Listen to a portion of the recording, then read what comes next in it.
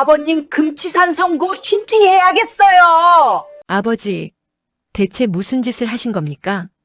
며느리의 날카로운 목소리가 거실을 가득 채웠다. 올해 70이 된 나는 소파에 앉아 아무 말도 하지 않았다. 며느리는 은행 거래 내역서를 내 앞에 내던지듯 놓았다. 어머니가 돌아가시고 남긴 보험금 33억. 그 돈으로 시장 뒷골목에 있는 폐건물을 사셨다고요? 그것도 저희한테 한마디 상의도 없이요? 장남도 뒤따라 들어왔다.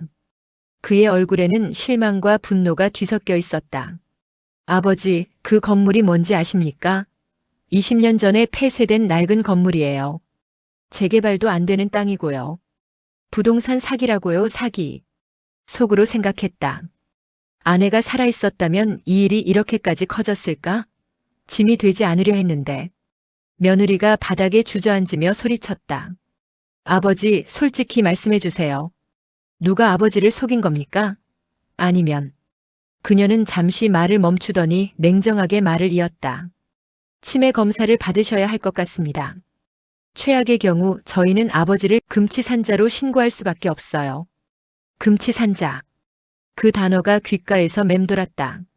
나는 천천히 자리에서 일어났다. 아들과 며느리를 차례로 바라보며 조용히 말했다. 내 돈으로 내가 산 건데 뭐가 문제냐?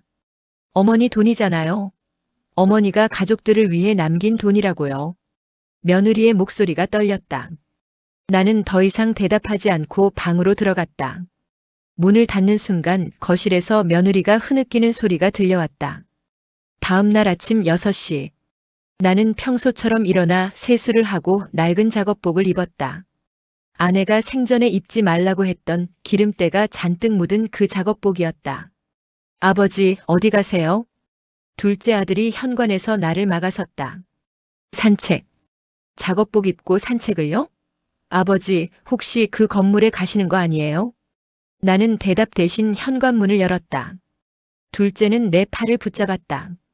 아버지, 형님과 형수님이 정말로 고소장을 준비하고 있어요. 제발 무슨 일인지 말씀해 주세요. 걱정 말거라. 나는 아들의 손을 조용히 떼어내고 집을 나섰다. 속으로 생각했다. 이 녀석들에게 지금 말해줄 수는 없다. 그날의 약속. 그 약속을 지키기 전까지는 시장 뒷골목에 있는 폐건물. 20년 전 이곳은 사랑의 집이라는 작은 고아원이었다. 지금은 담벼락이 무너지고 자풀이 자라난 흉물이 되어 있었다. 나는 녹슨 자물쇠를 열고 안으로 들어갔다. 먼지 냄새와 곰팡이 냄새가 코를 찔렀다. 하지만 나는 개의치 않고 지하로 내려가는 계단을 찾았다. 지하 창고의 문을 열자 20년 전 그대로 멈춰있는 물건들이 보였다. 낡은 식탁, 작은 의자들, 그리고 구석에 덮개를 씌워놓은 커다란 물건. 나는 천천히 다가가 덮개를 벗겼다. 거기에는 아내가 평생 사용하던 대형 가마솥이 있었다. 여보, 이제 시작할게요. 그때였다. 창고 입구에서 인기척이 났다. 돌아보니 장남이 숨을 헐떡이며 서 있었다.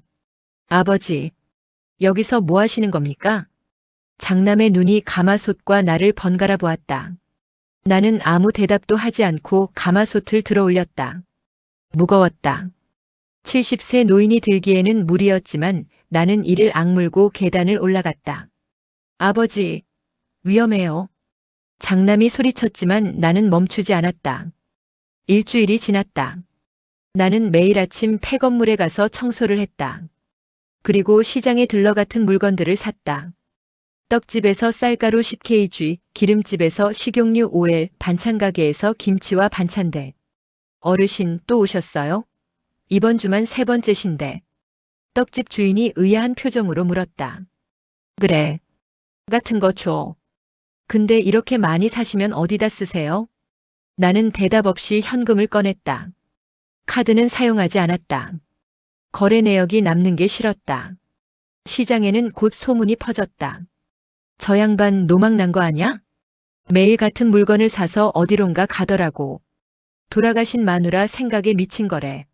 속으로 생각했다. 사람들이 나를 손가락질하는 건 상관없었다.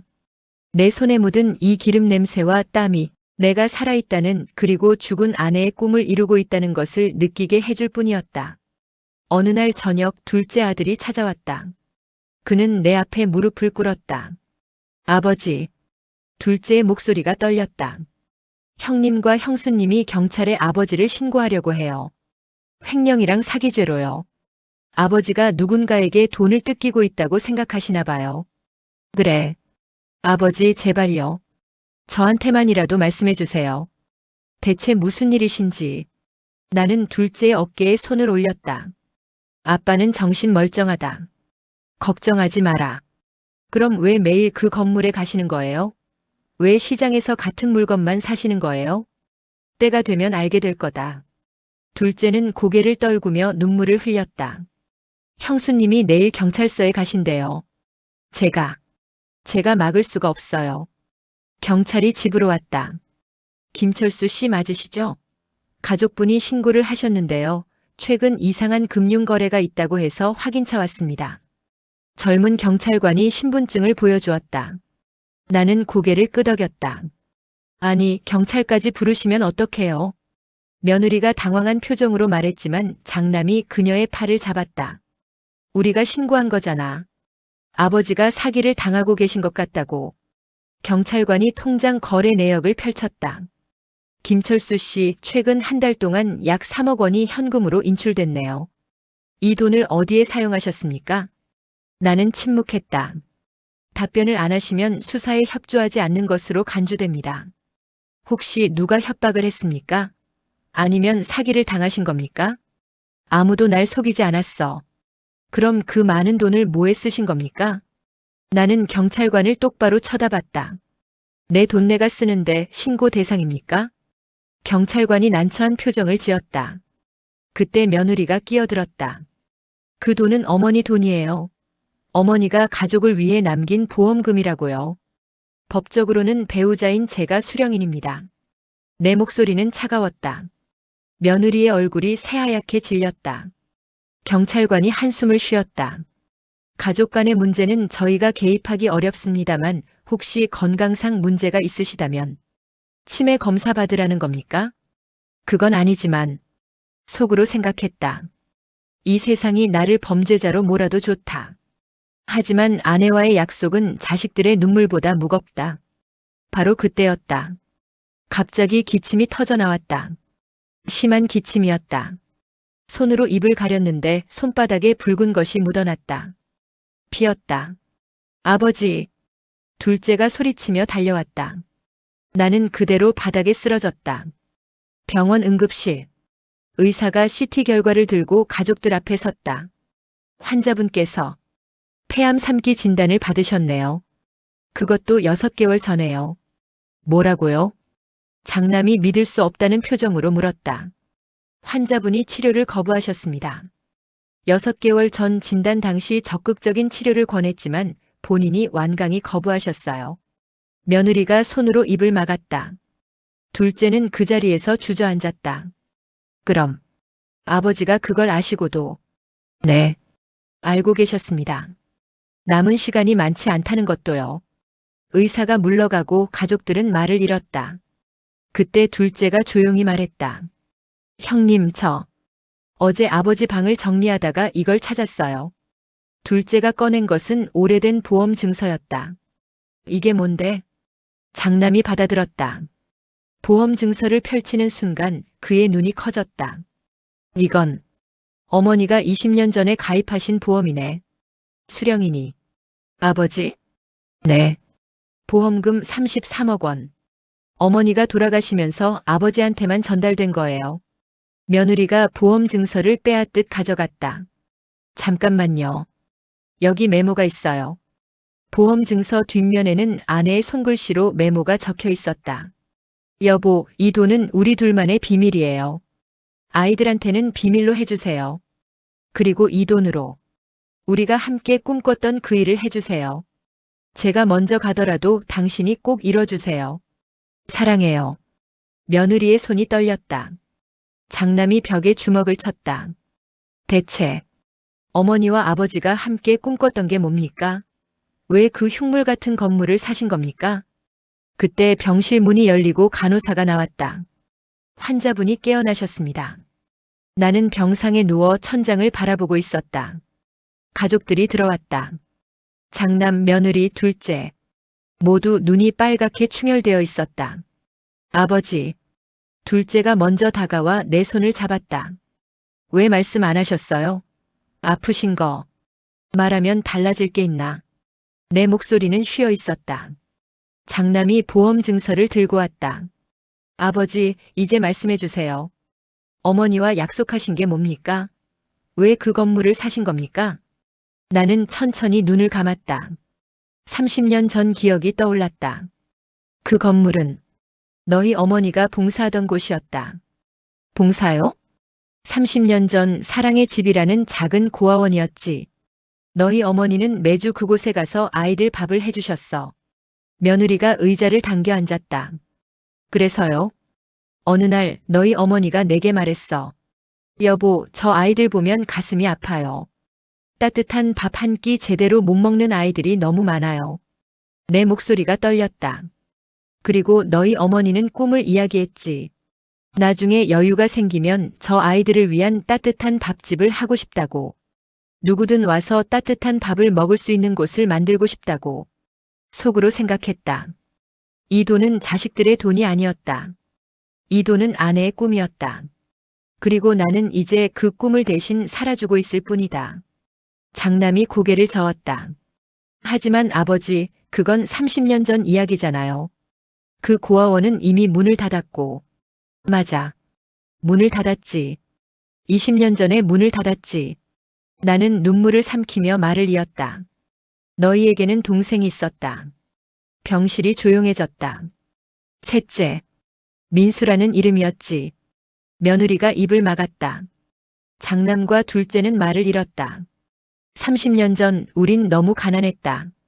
그래서 셋째 민수가 젖을 떼자마자 고아원으로 보내서 키우게 됐지. 하지만 너희 어머니는 고아원 봉사를 하면서 선생님들 몰래 민수를 계속 만나고 있었어.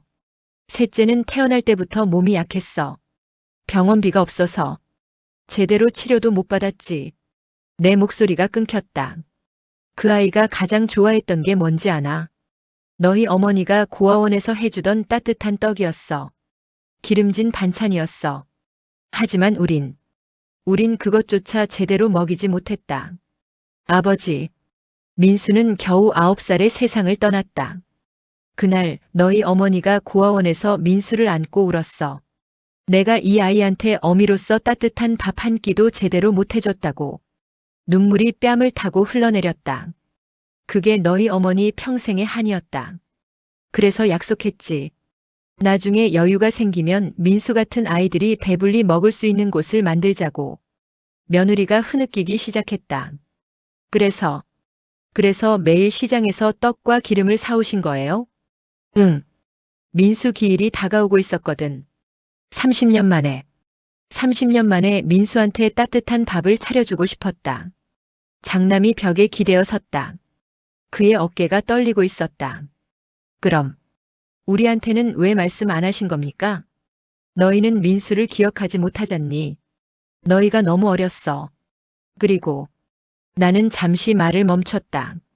그리고 난 너희한테 짐이 되고 싶지 않았다. 내가 아픈 것도 민수 이야기도 그냥 조용히 약속을 지키고 싶었어. 둘째가 조용히 물었다. 아버지, 그럼 매일 그 건물에서 뭘 하신 거예요? 청소했지. 20년 동안 방치된 곳이니까. 그리고 민수가 좋아하던 자리를 찾았어. 고아원 한쪽 구석 햇빛이 잘 드는 곳. 거기에 작은 제단을 만들었다. 제단이요? 응. 매일 그곳에 가서 민수한테 밥을 차려줬어. 떡이랑 따뜻한 국이랑. 30년 동안 못 해준 거 매일 해주는 거지.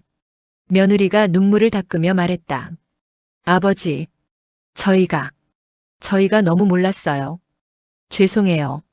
아니다. 너희 잘못이 아니야. 그때 둘째가 갑자기 일어섰다. 형님, 저 잠깐 다녀올게요. 어디가? 그 건물에요. 제가 직접 봐야겠어요. 둘째는 병실을 나갔다.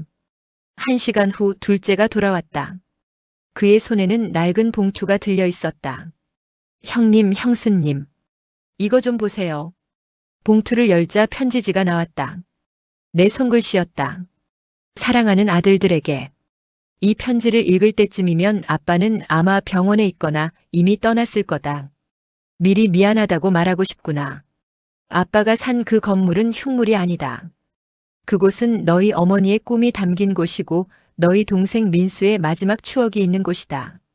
아빠가 남은 시간 동안 하고 싶었던 일은 단 하나였다. 민수에게 따뜻한 밥을 해주는 것. 그리고 너희 어머니의 꿈을 이루는 것. 남은 보험금으로 부탁하고 싶은 게 있다. 그 건물을 고쳐서 따뜻한 밥을 나눌 수 있는 곳으로 만들어 다오. 민수 같은 아이들이 배고픈 사람들이 와서 따뜻한 한 끼를 먹을 수 있는 곳으로. 이게 아빠와 너희 어머니의 마지막 부탁이다. 사랑한다, 우리 아들들아. 편지를 읽는 동안 병실은 조용했다. 며느리가 먼저 눈물을 터뜨렸다. 며느리가 내 침대 옆으로 다가왔다. 그리고 무릎을 꿇었다. 아버지, 제가 정말 잘못했어요. 금치산자로 신고하겠다고 했던 거 용서해 주세요. 괜찮다. 아니에요. 저는 돈만 생각했어요. 아버지와 어머니의 마음은 전혀 생각하지 않았어요. 며느리가 내 손을 잡았다. 약속드릴게요. 그 건물 제가 책임지고 고칠게요. 저 건축 디자인 전공했잖아요. 어머니와 아버지가 꿈꾸던 따뜻한 곳으로 만들어 드릴게요. 장남도 다가왔다. 아버지, 저도 돕겠습니다. 회사 일줄이고 시간 낼게요. 둘째가 말했다. 저는 요리를 배울게요. 동생이 좋아했던 음식들 제가 만들 수 있게요. 나는 아들들과 며느리를 보며 미소 지었다. 고맙다. 너희 어머니가 들으면 좋아하실 거야. 다음 날 며느리는 그 폐건물로 갔다. 그리고 사진을 찍어 SNS에 올렸다. 20년 전 이곳은 사랑의 집이라는 고아원이었습니다. 시어머니께서 봉사하시던 곳이고 우리 가족의 막내 아들이 마지막 시간을 보낸 곳입니다. 이제 이곳을 다시 따뜻한 공간으로 만들려 합니다. 도움의 손길을 기다립니다. 게시물은 빠르게 퍼져나갔다. 그리고 사흘 후 시장 상인들이 찾아왔다. 며느님, 우리가 돕겠소. 떡집 주인이었다. 어르신께서 매일 우리 가게에서 떡을 사가실 때 우린 노망났다고 수군거렸소. 미안하오. 기름집 주인도 고개를 숙였다. 우리가 몰랐소. 그 떡이 돌아가신 아드님을 위한 거였는지. 우리가 할 수 있는 건 뭐든 하겠소. 반찬가게 사장님도 왔다. 저도 어릴 때 고아원에서 자랐어요. 따뜻한 밥 한 끼가 얼마나 소중한지 알아요. 꼭 돕고 싶습니다. 속으로 생각했다. 결국 나는 자식들의 짐이 아니라 자식들을 하나로 모으는 끈이 되었구나. 아내여, 고맙소. 며느리가 눈물을 닦으며 말했다. 감사합니다. 정말 감사합니다. 모두 함께 힘을 모으면 정말 아름다운 곳이 될 것 같아요. 2달이 흘렀다. 폐건물은 조금씩 변하기 시작했다. 며느리가 설계를 맡았고 시장 상인들이 자재를 후원했다. 장남과 둘째는 주말마다 와서 페인트 칠을 했다. 나는 병원 치료를 받으면서도 틈틈이 현장을 찾았다. 의사는 기적이라고 했다. 시한부 선고를 받았는데 오히려 상태가 조금씩 나아지고 있다고. 아버지, 무리하시면 안 돼요. 둘째가 내 팔을 부축했다. 괜찮아. 이 모습을 봐야 힘이 나는구나. 건물 1층은 식당으로 2층은 작은 쉼터로 꾸며지고 있었다. 벽은 따뜻한 노란색으로 칠해졌고 큰 창문을 내어 햇빛이 잘 들어오게 했다. 어느 날 며느리가 1층 구석을 정리하다가 무언가를 발견했다. 어머, 이게 뭐지? 오래된 나무 상자였다. 먼지를 털어내자 민수의 보물이라고 삐뚤삐뚤한 글씨로 쓰여 있었다. 아버님, 이리 좀 오세요. 나는 천천히 다가갔다. 그 상자를 보는 순간 가슴이 뛰었다. 이건 민수가 묻어둔 거구나. 며느리가 조심스럽게 상자를 열었다. 안에는 낡은 공책과 크레용 그림이 들어있었다. 공책을 펼치자 어린아이의 글씨가 보였다. 엄마, 나는 오늘도 배가 고팠어요. 하지만 엄마가 고아원에서 해주신 떡을 생각했어요. 나중에 크면 나도 엄마처럼 맛있는 밥을 만들고 싶어요. 배고픈 친구들한테 나눠주고 싶어요. 며느리가 목이 메어 더 이상 읽지 못했다. 그림은 더 가슴을 찔렀다. 커다란 밥상이 그려져 있었다. 밥상 위에는 떡, 국, 반찬들이 가득했다. 그리고 그 주위에 웃고 있는 사람들. 속으로 생각했다. 내 아들아, 내가 이루고 싶었던 꿈이 이제 온 동네의 꿈이 되었단다. 너희 엄마도 너를 보며 웃고 있겠지. 장남이 그림을 조심스럽게 받아들었다. 이 그림을 액자에 넣어서 식당에 걸어야겠어요. 내 동생 민수의 꿈이니까. 그래, 좋은 생각이다. 나는 고개를 끄덕였다. 석 달 후, 민수네 따뜻한 밥집 개소식이 열렸다. 시장 사람들, 동네 주민들, 그리고 옛날 고아원 출신들까지 많은 사람이 모였다. 입구에는 민수가 그린 그림이 크게 걸려 있었다. 그 아래 작은 명패가 있었다. 이곳은 민수의 꿈을 이어가는 곳입니다. 누구든 배고프면 들어오세요. 따뜻한 밥 한 끼 대접하겠습니다. 며느리가 마이크를 잡았다. 그녀의 눈은 이미 붉어져 있었다. 안녕하세요. 저는 6개월 전까지만 해도 이 자리에 서게 될 줄 몰랐습니다. 사람들이 조용히 귀를 기울였다. 사실 저는 시아버님을 오해했습니다. 시어머니가 남긴 돈으로 이상한 건물을 사셨다고 저는 시아버님을 금치산자로 신고하려고까지 했습니다. 청중 사이로 작은 웅성거림이 퍼졌다. 하지만 제가 몰랐던 게 있었습니다. 그 돈의 의미를, 그 건물의 의미를, 그리고 가족의 의미를 전혀 몰랐습니다. 며느리가 눈물을 닦았다. 이 건물은 30년 전 시어머니께서 봉사하시던 고아원이었습니다. 그리고 우리 가족의 막내 아들 민수가 마지막 시간을 보낸 곳이었습니다. 청중들의 표정이 진지해졌다. 시아버님은 시한부 선고를 받으셨으면서도 돌아가신 아들과 아내의 약속을 지키기 위해 홀로 이곳을 정리하셨습니다. 저희는 그런 아버님을 미쳤다고 사기를 당했다고 의심했습니다. 며느리가 나를 바라봤다. 아버님 정말 죄송했습니다. 그리고 감사합니다. 아버님 덕분에 저는 진짜 중요한 게 무엇인지 배웠습니다. 속으로 생각했다. 이제 나는 눈을 감아도 여한이 없겠다. 아내와 셋째 아들의 꿈이 저렇게 눈부시게 빛나고 있으니. 며느리가 다시 청중을 향해 말했다. 이 밥집은 누구에게나 열려 있습니다. 어르신, 학생, 노숙인, 누구든 배고프면 와서 따뜻한 밥 한 끼 드시고 가세요. 이게 시어머니와 민수의 꿈이었고 이제는 우리 가족 모두의 꿈입니다. 박수가 터져 나왔다. 나는 의자에 앉아 그 모습을 바라봤다. 개소식이 끝나고 며느리가 내게 다가왔다. 그녀는 내 손을 잡고 조용히 말했다. 아버님, 어제 의사 선생님께 들었는데요. 기적적으로 아버님 암세포가 줄어들고 있다고 하시더라고요. 그래? 네. 선생님도 놀라셨대요. 희망을 놓지 마시래요. 며느리가 눈물을 글썽였다. 이 밥집 아버님이 오래오래 지켜봐 주셔야 해요. 민수 도련님도 분명 그걸 바랄 거예요. 나는 며느리의 손을 꼭 잡았다. 그래.